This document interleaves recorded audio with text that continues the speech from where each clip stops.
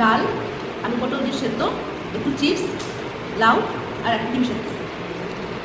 গরমে যা গরম তাতে হালকাই খাচ্ছি। এই যে গরমটা এখন এত অনুভব হয়, স্কুল কলেজে যখন করতাম তখন গরমটা তো বুঝতেই পারতাম না, কি জানি কেন তখন গরমটা মনেই হতো না যে গরম পড়েছে। স্কুলে যেতাম যখন, ফের স্কুলটা পড়ে যেতেই হবে, ওই পরে রোদের মধ্যে দৌড়চ্ছি, খেলছি, কিচ্ছু মনে হতো না। কিন্তু এখন যেন একটু গরমে সহ্য হয় না, বিশেষ করে গরমের সময়টা। শীতের সময়টা তো ঠিক আছে, গরমের সময়টা যেন ভাবি যে কেন এখন সহ্য করতে পারি না। আর তখন তো কোনো রকমের কোনো কিছুই মনে হতো না, সব কিছুই একদম ঠিকঠাক চলছে। তো এই হচ্ছে না ছোটো বয়সে আর বড়ো বয়সের মধ্যে পার্থক্য। আমার চ্যানেলটা তোমরা দেখতে থাকো, হ্যাপি উইথ মুনানি, সাবস্ক্রাইব করে দিও, লাইক করে দিও, শেয়ার করে দিও। টাটা।